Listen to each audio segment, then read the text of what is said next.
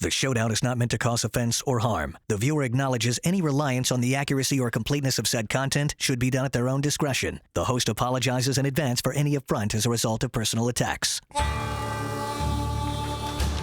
Hannah Kaiser is back in the showdown. She likes being in the showdown, right? Being in the this showdown. is good. Yeah, all right, here we go. I did an essay this week. The Angels should trade Mike Trout. Once a revolutionary thought. Now, this is what I find fascinating. Like everybody in the industry that I bring this to is like, you don't want Mike Trout in that contract, untradeable, you can't do it. Every fan in the country is like, Mike Trout, we could get Mike Trout. Who's right? Okay, I did have, right, when you initially told me this, we should trade Mike Trout, I thought, well, why would you trade him? You're selling so low. And of course, that's the corner that the Angels backed themselves into is you got to sell low. And then I went and looked, and in his worst season since his rookie year, he had an OPS plus of 131. So you might be onto something. Who wouldn't take? Yeah, I'm saying there's somebody out there. I know Joel Sherman, who I brought this to, is like, no one wants it, no one wants it. I mean, there's going to be some team out there. And I used to think there's a team that is valuing marketing over baseball. But there is a percentage in our heads, right, that thinks Mike Trout could be great again and is big box office and will play. I can't rule that out, that he won't be great and he won't be worth getting. And presumably the Angels would be taking on some of that salary. So I was looking at, there was an LA Times article in September that said that according to sort of industry sources, the Angels would probably have to throw in more than $100 million to persuade another team to take on Trout's contract. But I actually do think that's a situation where it could be a win-win, because if you're a team that needs a really capable veteran leader, someone who is a really reliable, even if he's not on the field every day, he's going to be there, he's going to be a good influence on your players, and in his worst year is going to put up a 131 OPS plus. If you're a team that needs that, and the Angels are throwing in $100 million, that's pretty good, because what the Angels definitely do need is to reset.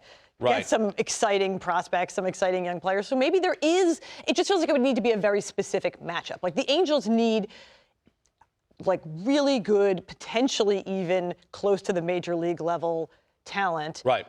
And they need to be willing to pay down a lot of the Trout contract. And it needs to be a team that can still eat a lot of contract, because I think you're paying him, $20 million a year, even if the Angels take on a total of $100 million. And you got to have a deep enough farm system that you can risk giving up maybe your most interesting prospects. So I just think it would be a tricky fit, but I do see how it could be exciting for both sides. I think it's closer to a win-win than most in the analytics community would see this, like the cost-benefit analysis. This is bad. It's still Mike Trout. All right, next thing.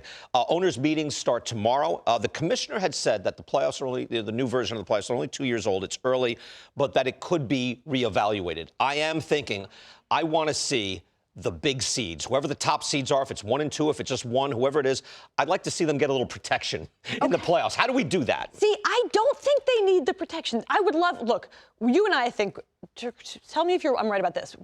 A smaller postseason field, that would be a true testament to But no one likes that. We float that and it gets killed. I like that, but no. Yes, you and I like that, but we're putting that off to the side. If you want a big postseason field, I think you have to embrace the chaos. And not just because, chaos is cool and fun or whatever, but because I don't think a lot of these ideas that are about rewarding the division winners are these, ghost wins. Oh, they start with a win or something like that. That feels artificial. I can't put the Braves up 1-0 at the start of the series. I don't like the idea of making the postseason series themselves more predictable in service of making them more fair, because I think that misunderstands what it is. It's an entertainment product. You don't want, most people, let's be honest, most people are not watching 162 baseball games. They're tuning in for the postseason. Why are you trying to denigrate that product? Because you spend 6 months hearing that the Braves are the best team in baseball, historically great offense, and then boom, they're gone in 2 days. And you're like, oh, well, that was nice. That was fun. Maybe it's 3 days. Okay. But I don't know how to do it except you load up the days. Maybe the wild card becomes a knockout round again, and you have the Braves, that #1 seed, playing, if it's the Dodgers or the Braves, whoever the big shot is, not playing on a Friday or Saturday after the season ends on a Sunday. You got to be playing Tuesday or Wednesday, and let the riffraff separate themselves, and then the big guys are waiting only 2 days later. Okay, do you know that research has shown that in order to be representative of their true talent, a baseball series would need to be 75 games long. So I just think we need to throw out the idea. Is that a best of 75 or a best of 42? What was? By the way, deal. I'd love to see the Temple Cup, best of 75. You play for months. Nothing is a truer testament to a baseball team's depth and total ability anybody than 162 games, No. 6 months log. And that's why we have a best team at the end of that. We're never going to recreate that in the span of a week. And so we should just have each playoff series itself be a relatively fair matchup of two teams that were good enough to get there. There's more on that, but if there's one Cy Young, 1950 style, who is it? I'm giving it to Blake Snell. All right, I am too. All right, Oh, no! You were supposed to say Garrett Cole. No, And then look, I'm consistent. I go by RA9 Ward. I know you have your own stuff. I like prepared. that. Was I have no, stuff that's prepared. Runs allowed per 9 Put WAR. up the board. We Put up both the board. wanted We have it. separate We both boards up have here. it. But how many runs are you allowing? And then from there, what are we doing? F Ward, this is you? Is this you doing this? No, I had What is this RA nonsense? I didn't approve this. RA9 Get this down. WAR. RA9 WAR on the far right, 7.4 to 7. That settles it for me.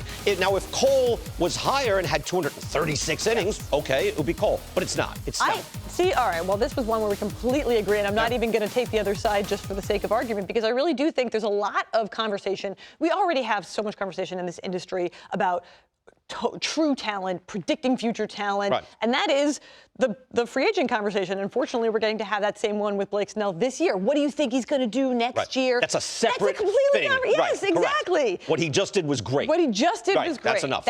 I love that we have, and I want the awards to stay that way. That's what we were talking about before. Is like, I want the awards. I like that we vote. I like that it's not based on any particular formula. I want it to be a true encapsulation of, you watched this season, who felt like the pitcher who was the best, giving you the best shot. It doesn't need to be predictive, and it doesn't need to be holistic. It just needs to be an encapsulation of what happened this baseball season.